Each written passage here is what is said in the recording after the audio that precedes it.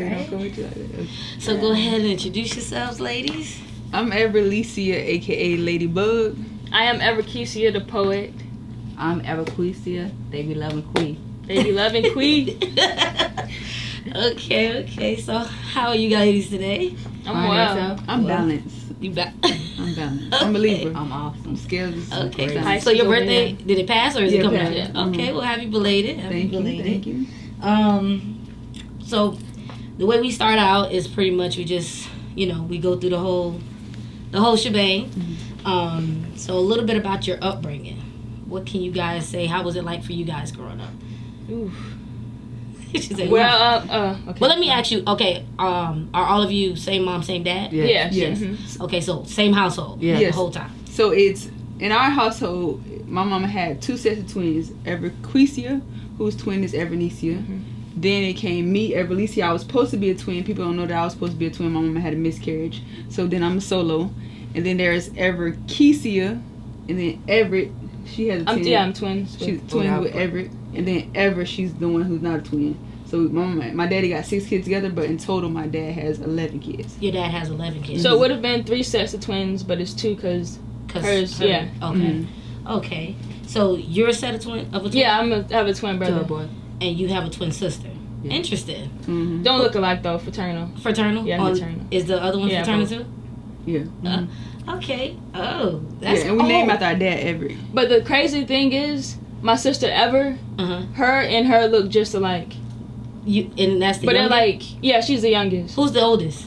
Evernecia, those two, the 2 twins. They're the oldest, and then who But comes she the oldest. Me and my twin, the oldest, but she the oldest. So she was born Born first, then first, you, yeah. and then who comes next? Eddie. Her. Everlecia. Yeah. That's my nickname. Everlecia. Nickname I'm trying to get rid of. Eddie. Yeah. Why you don't like it? Nah, like I want stuff because I understand the power words, so I want stuff that speak power. So I say boss lady or lady. Okay. How did you get that name, Eddie? I think it was my grandmother in Central Park days that I was so itty bitty, so itty bitty like that. It went with that. So you were young. I mean, you guys lived in Central Park. Well, our family did, so we was kind of raised over there. But since I can remember, we always lived in Grand Park. That's our Grand Park. That's your stomping ground. Mm-hmm. Okay, so what was it like in the household with? How many of? I mean, we was We bumping heads. Fighting every day. Yeah. Fighting. My mama worked at the salon. Well, she had the restaurant, the salon. But so the Saturdays, my mama, if she didn't have us in the salon, we was home. So it's just going blows. Like I remember one time, our daddy got us boxing gloves just to go back and forth with each other. And we still box sometimes. Yeah. You already know. Every once in a while, you'll see on our Instagram, we just be. so he'll let y'all duke it out. Yeah. So what was some of the arguments like about? I think I used to always been bored and curious, so I would like just be like Queasy. She is so quiet. I just remember like she just be quiet, mind her business always, and this is I do something, and next thing you know, she just full trying to kill me because I didn't mess with her. But it was just like little small stuff where you just like mess with your siblings, but it go like always to the extreme. Okay. Did all of you go to school together? Yeah. Somewhat. I mean, the oldest, they went to school together. But so what's the age gaps? Like, how far apart are you guys? I'm 29. I'm just turning 28. 28, okay. 23, my bad. 23. So 10 years, yeah. And Ever 13. Okay. Not. Well, you two are pretty close. Yeah, so every time I went to school, they knew who Everquesia, because of our name, Everquesia. And then they knew our brother Everett, who he has a different mother. My brother, they call him Tank. But so they always knew the Evers. Like, them your sister. So I've heard about that. I've heard about the Evers. Like, I was like, okay. And then when they said that, I'm like, well, why do y'all call them the Evers? And like, everybody's name is Ever. Yeah. I'm like, that's unique. I've never. That's like that's different. So you said your dad name is Everett. Everett. Yeah. Okay. What was your mom and your dad like together? For the most part, yeah. So what was it like? Like at what point did they really split? We can't say because it's our own. Like, so you can't really put no time frame on it. Oh, okay. So I was trying to see if you guys ever had to like separate and be like, okay, well, what was it like being with dad then? No, I remember this conversation. I don't know if anybody else, but my daddy was saying like some must go with him for a time and some must go with my mama. But mama never wanted us to separate, so we always. So you guys were always together. Always together. That's good. They raised y'all like to stick together. That's But we did have those times where like when they were split. Like we'll go to his house and like hang with him. What was it like being with Dad though? Man, my daddy spoiled us. Yeah, he spoiled us. He give us whatever we want. Yeah, like so Dad is just, my mom I feel like he's strict. I feel too. like he's stricter though.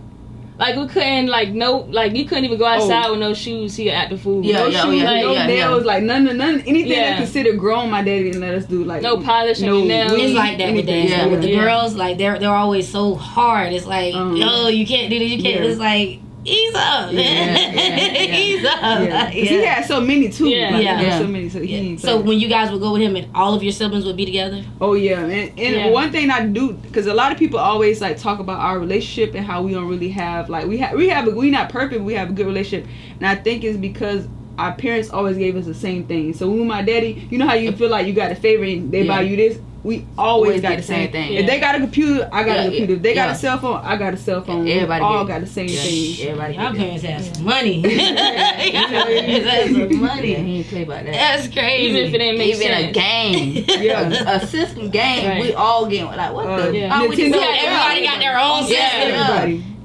It was that many TVs in the house? No, it was just the. I guess to him it was just the principle, like like every single thing, like TV, because we was in the room together. But if it was like a Nintendo, Nintendo, my daddy came with 6.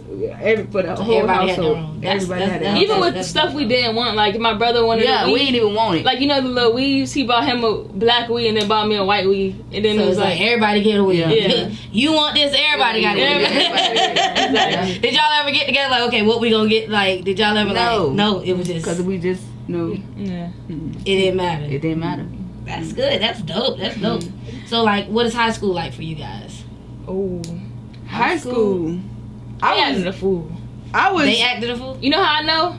Cause the oldest 3, we all went to Blake High School, but of course they're older than me. So I went. Backlash. Yeah. So I went in after they left. So when I went in and I was like, I'm Ever Kesey, they was like, oh. They was like, you Ever Kesey? They was like, so your sister is that? Yeah. So it was it was our brother Ever. He didn't Tank go to Blake, right? Yeah, Tank. Tank go to Blake. Then they came to Blake, and it's like, because I had different type of classes in my sisters.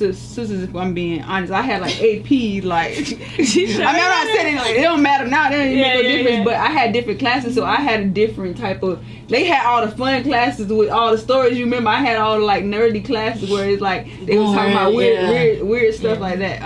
So I feel like I had a different experience where I had friends from every different genre, like. Because I was part of journalism, so I had to be, talk to all type of people. So I feel like I had a different experience from my sisters than they had. Do y'all feel that way? I probably had mine similar to yours, because I was in the creative writing department. Queasy got all the funny hood stories. I got all the hood stories. So everybody I know. So what were some things you got into in school? School, I was more like laid back. Yeah. I ain't really do too much, but like sports and nothing like that. But shoot, I was known in a sense, because like known for what though? Like what was known? Family, family. Everybody know us.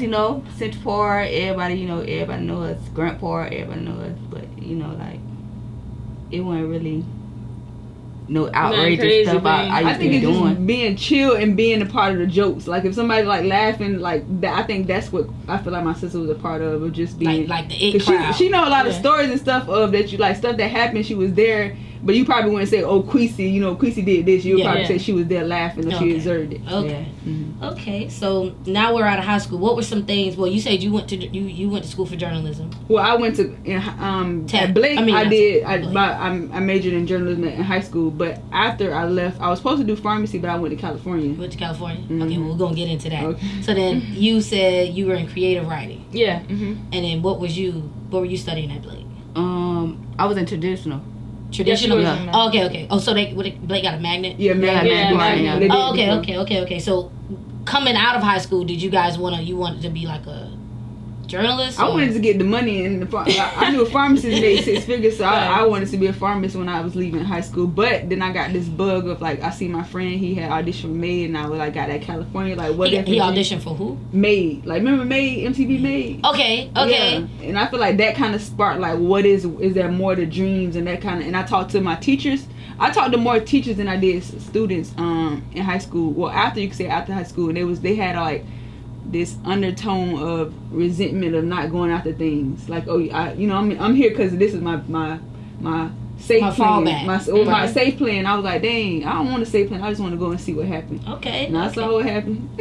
So you went to California. I went to California. So let's talk about that. So what led you to well, you said what led you there, but how did you transition that? How did you make that happen for yourself? I think I was in the fairy tale when I got there. Like, and I was sheltered because I had family. My Uncle Paul and my auntie, they let me stay in the house the whole time I was in California. And then my dad was helping me out financially as long as I was going to school. Like, that was the plan. One day I was sitting in college. I'm like, this lady came in. She was so excited, and I was like that was her world. She was like probably like in her 40s, 50s. She was so excited about school. I was like, I'll never feel that way. And I left. What do you mean you'll never feel that way? I'll never feel excitement. Like, this not for me. You can be like that. And I walked out. I never went back in. You walked out of school? Yeah, I walked out. Like, it was chemistry. And I walked out and I never went back in. You never went back? Never went back. Should have went back, but I ain't going back. I should have went back. You regret it? I regret it because I could have still did business and got financial aid and all that still, but I thought I would like go get the money for working a job and still do my dreams. But I could have still got help from my family and friends, because you know they college, they be throwing the money at you. Yeah, they love you in college. Help at you, as opposed to like dropping out and having to work, and then like that cast of, you know, we ain't helping you, we kind of like ain't feeling what you're doing. Right. So you dropped out to do what? I would say business, like, but I didn't really know what I want to do. Oh, I did probably like 100 businesses. I didn't know what I want to do, but I knew I was going to try something to figure out what I was going to like, because I knew what I was doing I didn't like, and so I kind of stumbled into writing, and then I realized I had always been a writer, from journalism to yearbook to always having my journal and always writing. So it was like, I'm gonna be a writer. So you felt like writing was your passion? Yeah, writing was always been and I never stopped writing. Even now I haven't published a book in a few years, but I still journal every day of my thoughts. So you have a published book? Yeah, I have like 4. So my first one is Starving to Motivational book. Then I have some romance novels, X-rated. So how do you go about publishing? Did you do self-publishing? Or I did self-publishing. So I really just studied it. Like, every day I was studying. If I wasn't writing, I was studying book how to do it. And you know, YouTube, everything is going to tell you everything you need to do. How long did it take you to write them? I would say probably a little over a year, because it was like so many delays of stuff, like my editor or the books being printed, or stuff that I underestimated with stuff that was out of my control. So the first book, what is that based on? Like? It's based on my journey of moving to California and trying to figure out what I love. Okay. And it's like you try to say, I'm going to be a pharmacist because they made 6 figures, but I hate medicine. I don't even take medicine. Like, that's my last resort. I'm not gonna lie. Our story sounds similar, because I went to school at ACC and I said, well, I'm going to just go do nursing, because they say that's where the money is, everybody, and I got it, and I said, you know what, no, I'm not doing that. I left, didn't have nothing else going, so I'm like, I'm going to just go back. And, you know, movies is my main passion, but I was like, photography is the only thing that they offered at ACC, so that's how I kind of fell into that, you know, like a media type thing. It was like news reporting and all this and that, so I fell like into that aspect. But that's kind of what led me to my story, but we'll get to that, you know. We're gonna get to that. But yeah, so that's my similar thing. But like, I tried a lot of different things too before I figured out, like, okay, just this is what you so I understand that process. I definitely understand that, so I'm gonna check your book out. Thank you. I'm gonna check your book out. But so now you wrote a book. How did that turn out for you? I just knew I was gonna hit 1 million copies, so I was like, I calculate, sell 10, you know.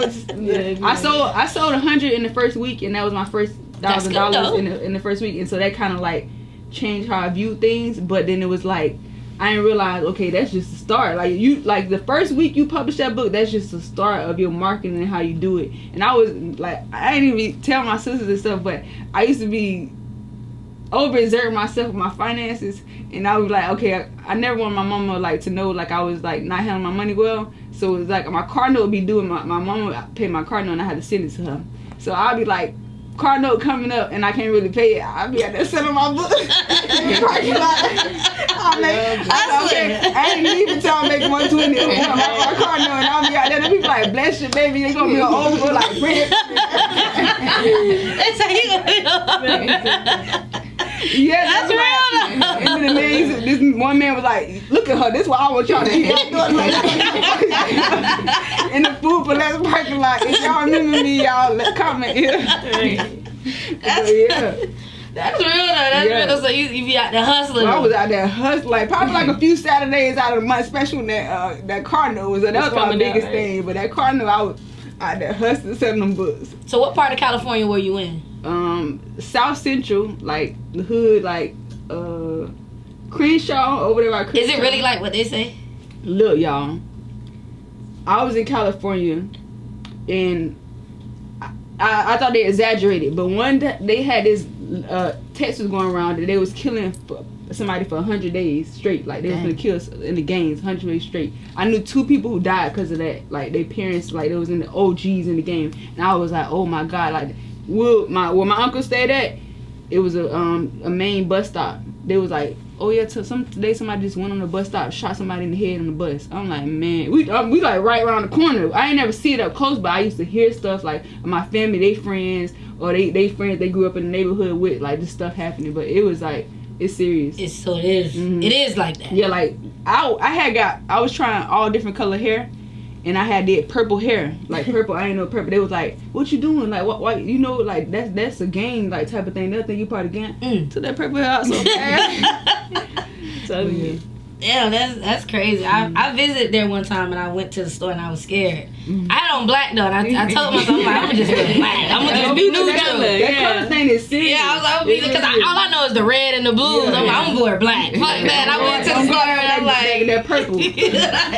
That's crazy. I never knew about the purple. That's crazy. That's crazy. Okay, so now you coming out of high school, what were your plans? I went to St. Leo. St. Leo? That's where I graduated from. Okay, congratulations. But like, what bachelor's? Yeah, I got a bachelor's degree in marketing. Okay. But like originally I went there and I wanted to do, well, it was marketing. It was business. It was business undecided because I knew I wanted to go into business. All of my family owned businesses. I knew I wanted to be an entrepreneur. But then I also knew I wanted to be a writer. So I minored in creative writing for a bit. But I didn't really like take too many classes in that. But then again, I took, tons of classes in high school because I majored in marketing when I was at Blake High School. But like the reason why I really chose marketing because I knew how important that was for businesses. Like all the businesses that my family has, I know that the most essential thing to really pushing it out is marketing. Right. So I knew like if I wanted to be a poet, I wanted to be a writer, I just needed to have that as well. So poetry is your passion? Yeah, I'm a poet. You're a poet? Right. You got some poems out? Yeah, I got like 6 poetry books. As a matter of fact, I'm having a book signing next month, November 14th. You invited, all right? Okay. All right, I'm gonna remind you too, so be there. Definitely. Right? You have to. I have to put it. Just make sure I put it in my calendar. If it's in my calendar, I got you. Okay, so you publish books. You publish some poetry. So the writers of the family, right? Yeah. So, but she came first, so she's like, I ain't gonna boost her head up, but she really was like me seeing her be able to like publish a book and write one. Really like motivated me to like, damn, I can do that too. So. That really like sparked my whole journey, I guess. That's dope though. That's dope. Y'all like some bosses in here. Speaking into existence. Yeah. Okay. So you coming out of high school, what was it like for you? What plans did you have? To go to school, I went to HCC about 3 years. It took me. Got out that, finished, graduated, then took up, I wanted to do dental hygienist, but I couldn't get in that program at HCC, so I ended up taking a dental assistant program. Went in that, graduated 2016. Around 2016, I graduated. I got a job for like 2 months, and when I was in there working, my back started hurting. I was like, oh no, I can't do this. But around that same time, it came to me, us, the family, with the idea of the Everest business. And then after that, I quit that job, went and got a part-time at a school, after school program, and then I started helping Eddie with her stuff going on. But now today, like I'm into like credit, and I'm credit into genius like over here. I'm into credit, and I'm into like passive income. That's my main goal. Okay. And now I just opened like a ATM business. ATM business? What the hell? I'm sitting with up here. Listen, she is the reason our whole family got high credit scores. Really? Yeah. Okay. So credit marketing. What is that? Like, how did you even get into that? This guy I know who I used to talk to, he had called me up one day. Little baby. He called me up one day because he seen that we had the sheds. We had did the sheds, and then but he do credit, and he was just congratulating us on the business and stuff in them shed. And then he was like, "How y'all got it?" So I told him we spent cash there. He was like, "Y'all need to get into the business credit."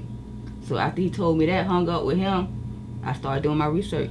And I started fixing my credit, but people don't know, like, you ain't even got to pay nobody to fix your own credit. You can call them people and make disputes. And that's really all they do. On the phone for about 2-3 hours. Don't know they know her number. All day, every day. All day. That's wrong. Like we made the decision to stop using cash altogether. Our whole family. So how do you do that? How do you make? Well, it's like some stuff you can, you can't. But it's like, for instance, if I'm gonna.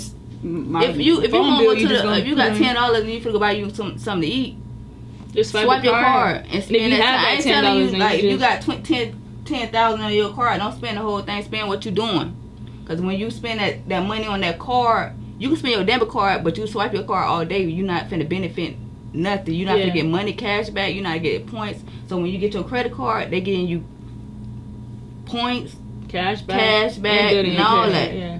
Okay. And that's how you win. You win. Oh, so you eat kind of off like the cash back and the reward. Yeah. So if you do your debit card, you don't get no rewards. You ain't get no rewards. Every time I do my credit card, I get 1.75 back for each everything, and them bills I'm already paying. You get phone bill, car note, everything I'm already paying. So it's kind of like they're paying you to pay your You getting points, and they see you maintaining the wealth, so they gonna give you higher limits every. And that's how you build your debit card. They ain't gonna get. You get that money lost. That money gone. Okay. We'll talk after the show. Okay, cause now y'all got my mind. Like, you gotta get on it. That's how the what this. That's how the Caucasians do it, and I'm learning. I want my people to win. Okay, so you went in business with that. With credit? No, that ain't my. I'm just helping. I'm helping. I'm helping. You just help out. Enlighten the people on what's real. Okay. People that follow us know, but we ain't like, it's not a business. We just like sometimes people need elevated into that's possible, so they can internet, everything on the internet for you to do yourself. Right. And that's what taught me, the internet. The searching on YouTube, they taught me. Right.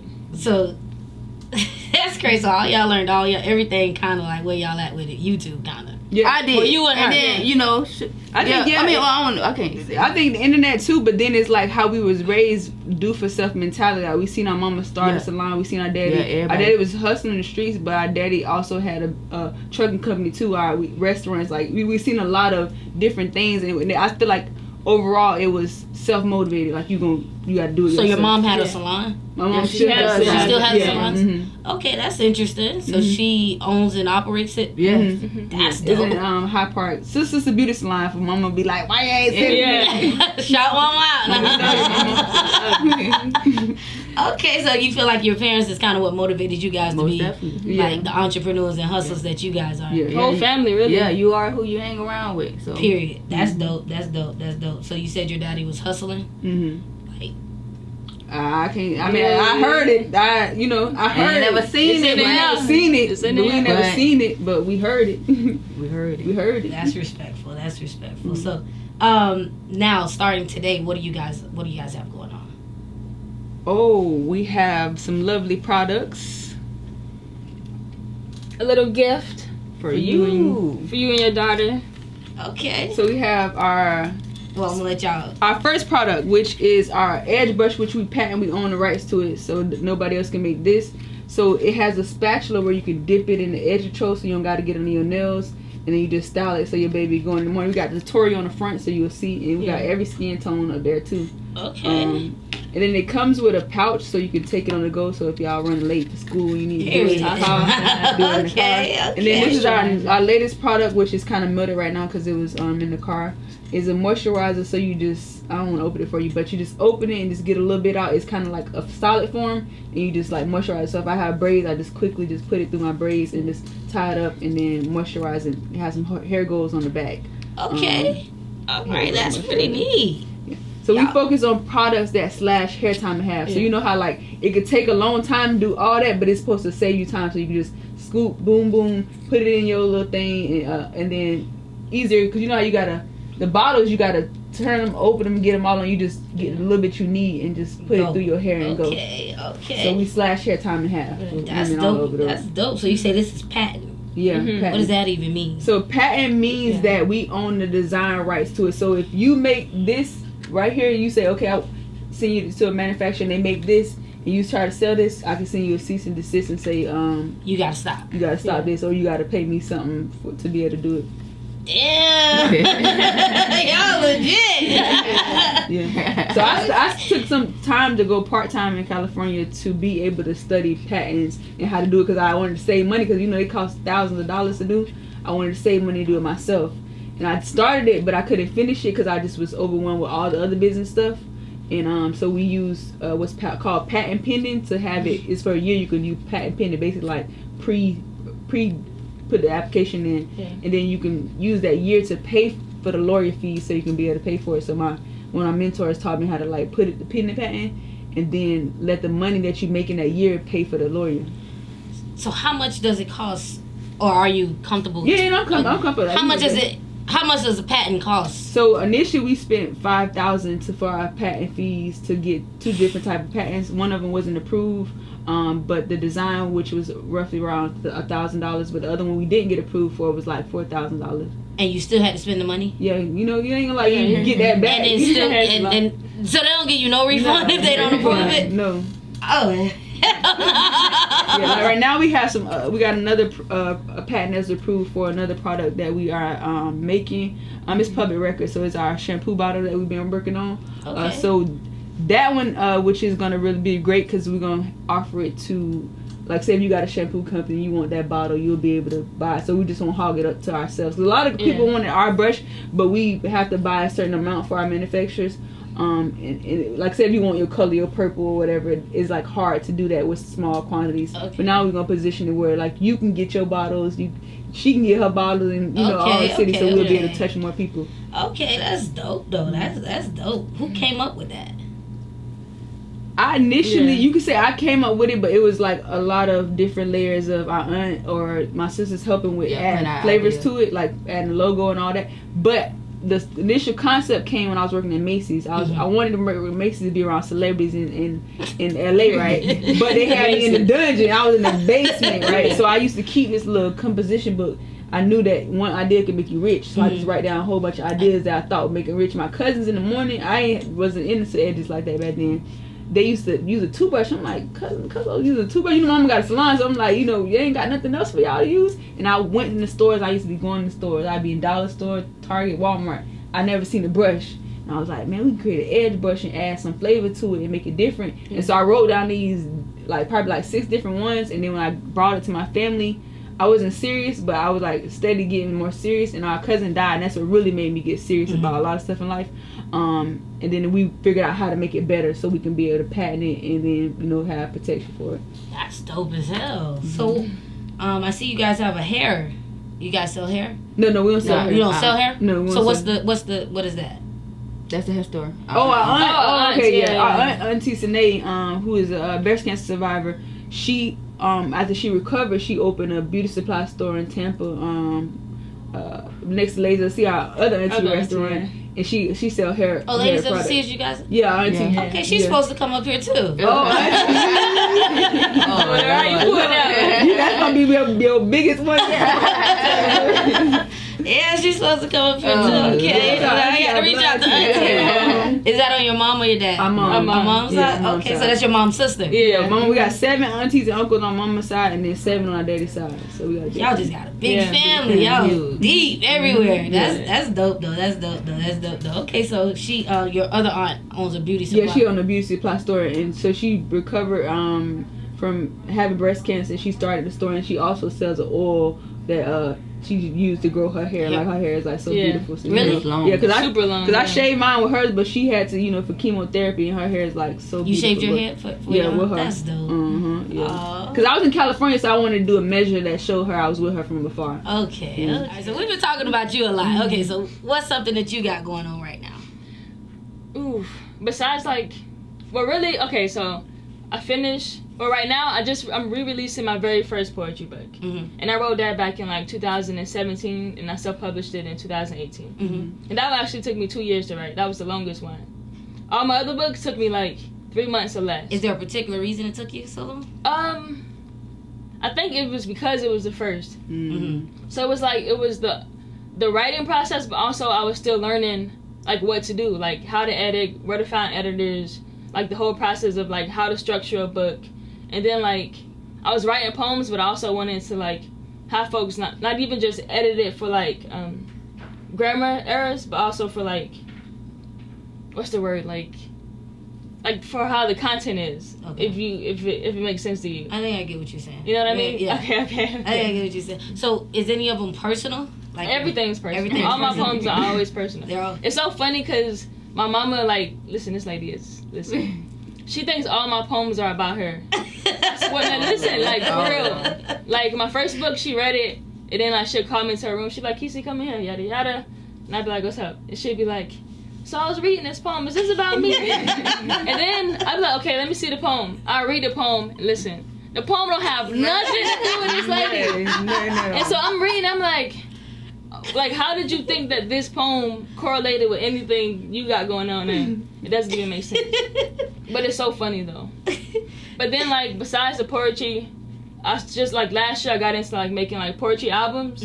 So last year in December I released my poetry album, and it's called what's it called? So you can find me.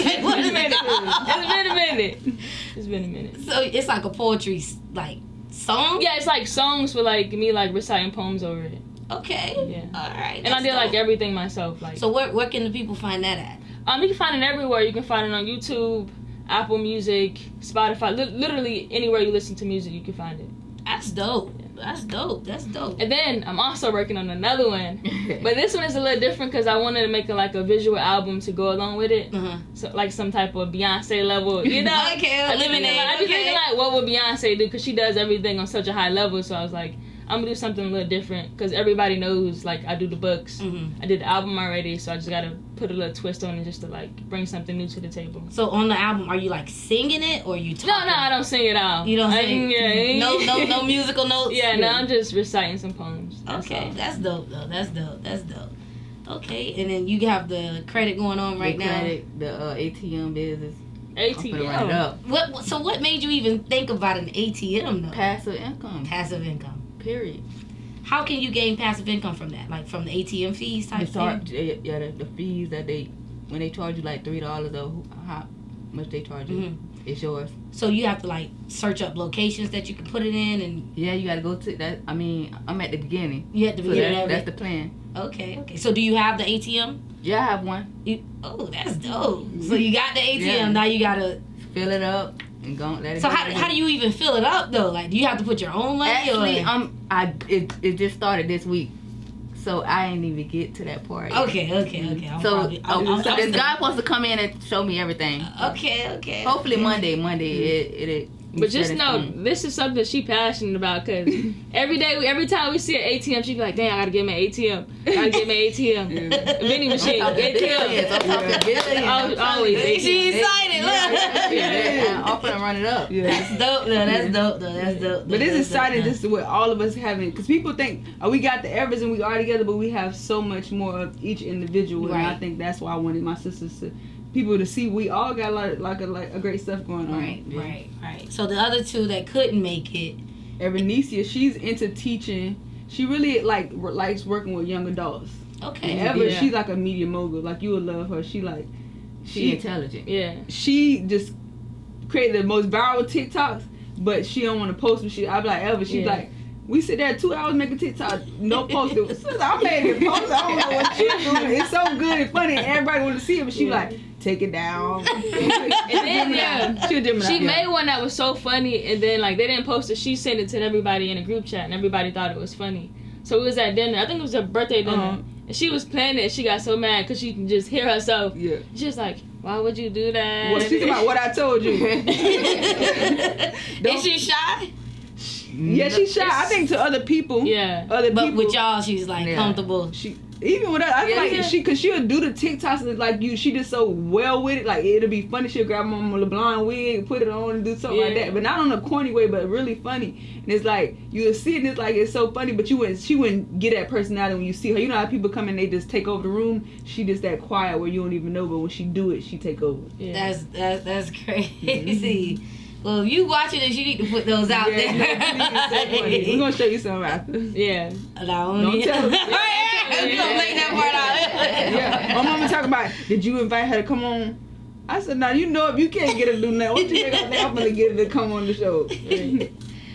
She'll probably open up her own. Yeah, she'll open up. But she's 13, so that's why I don't try to pressure her. I just I give her the option of say like, cause I don't want her to she a born entrepreneur through and through. She always got to she sells stuff online some old she don't like, or her old toy she always selling stuff. Buy it. She don't like the shirt, she'll resell it for higher. But I don't want her to make it like it's a job now. And she kind of go away from it. I want her to keep it fun.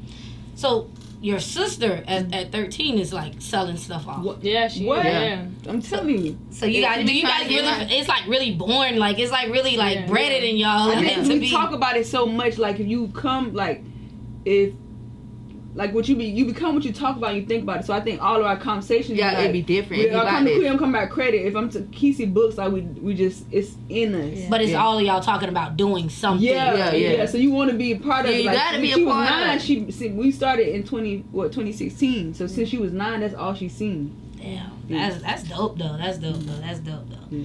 So we're gonna go ahead and wrap it up in a few. Any final things that you guys can say to the viewers or anybody and like someone that's coming up in something that you're doing, or you're doing any advice? Or y'all know I was gonna have something to say.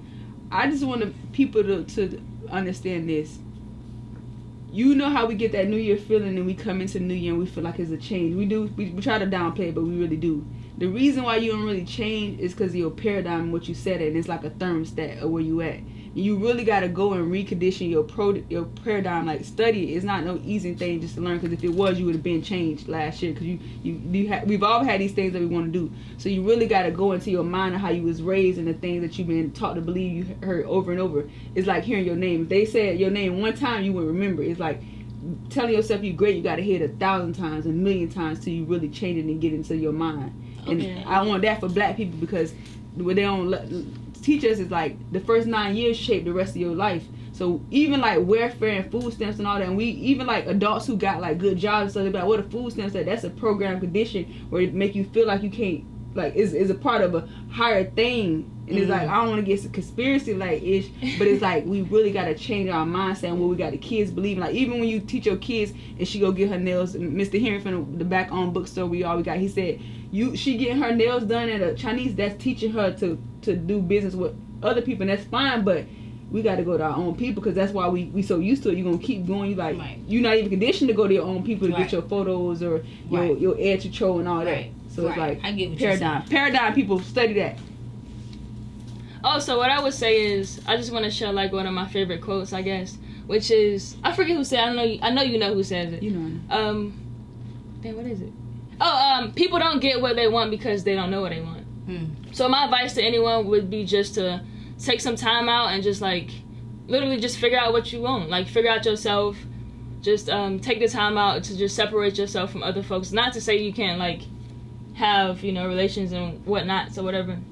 Just really like intentionally like take out either it's a month, a year, or even a few weeks, and just spend time with yourself and just try to figure things out before jumping into something. Okay. I would say good people say less, do more, that the wise man said nothing. Do y'all know why the wise man said nothing? Why the wise man said that? The wise man said nothing because the wise man was too busy listening. But why was he listening though? To learn. To learn? Yes. You're right. You're right. But the wise man understood though that when you talk, you want to repeat what you already know. So that's why you need to listen. But listen, always listen to know though. Don't listen to always just to respond. Listen to know and understand. That's deep. Because that's a lot of with my shows. They're not listening to understand. They just ready to respond. Right. It's like just get an understanding. I get exactly where you come from. That was a good one. And get a prenup. And also too, like when you speak highly of yourself at all times. Yeah, she big on that. Cause what you speak is powerful. Yeah. Even if you don't feel like it, speak highly. And she had this thing where cause we like she more like a jokester. I'm more a jokester too. So she'll be like say like something that's like ill, like you know how even people say I'm dead and stuff. We don't say stuff. I don't say that. I know. I'm saying like She just give me how it an works. But because I couldn't think of what you usually say, but Queasy would be like, don't speak that over my life. So we got this thing like if you say something, you be like even if it's like playful, like you be like, man, you crazy, you silly, you dumb, or like that. We be like, don't speak that over my life because we speak life. We speak too much death as black people, so we speak life. So I think that's important too for us people. Okay, that's dope. Now, one thing, can we get a poem? Yeah. I told you. You know what? It's so funny because I'm not really like I don't be memorizing poems. Okay. And then no, I got you though. I got you. Don't worry about that. So this morning she came to me. She was like, recite a poem. And I was like, what? I was like, random. And I was like, going through my book. I was like, I'm gonna pick a poem. She was like, no, you gotta recite a poem. So I'm gonna recite a poem. And there's the one from this morning. Alright, so this poem is titled, She Is Out. She pours today from her pores, escapes, empties herself onto the floor and sings out, let the music rise. As she... How I go? This is a joke. Listen, please go get that book. This girl got memorized. Nah, I'm going again. I got you. Alright, so this poem is titled She Is Out. She is out. She pours today from her pores, escapes, empties herself onto the floor and sings out, let the music rise. I don't know the rest after that though. I knew the rest. Get the book to get I gotta get the book, man. I really should have brought the book. We're gonna work on it. There's so many of man, I got like 1,000 poems. Yeah, y'all about to go read that book. All right, well, thank y'all for coming. I appreciate y'all. It was so pleasant. Thank you. And I will see you, y'all. I don't know. Well, you'll see me. Okay, I'll see you Wednesday. And you want to shout out your? Every Wednesday I host a how-to interview at We Got Black-owned bookstore here in Tampa, Florida, where we just focus and break down the how-to. So she's gonna show us how to do own a photography business and maintain it, and we're gonna go to the ebbs and flows of how to do it. Each week I have a new entrepreneur, new guest, just showing like how to do it, because that's what we need, the how-tos. Also at WAWG Bookstore on November 14th, that's a Sunday, from 1 p.m. to 3 p.m. I will be having my book signing. I will be reading poems from my book. No, she so don't be thinking I'm gonna be out here reciting. No, But when I'm reading them, I'm gonna read them real heartfelt for y'all, so y'all gonna feel it in y'all spirit and in y'all soul. Okay. She gonna be reciting by then. We're gonna work on that. Okay. All right. Thank y'all. Then it's a wrap. It's a wrap. Right. Thank you.